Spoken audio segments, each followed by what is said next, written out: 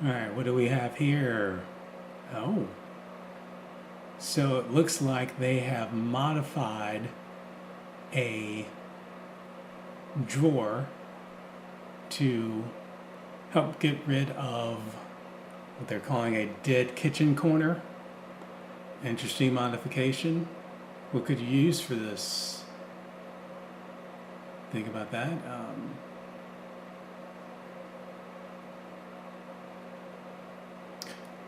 You might be able to put silverware in there, little knickknacks, things along those lines.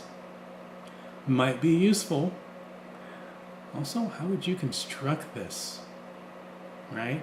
Because not only do you have to have a custom drawer, but you need some sort of facility inside that cabinet area so that it moves along in that whole entire circle. Very interesting, very interesting. All right, there you have it.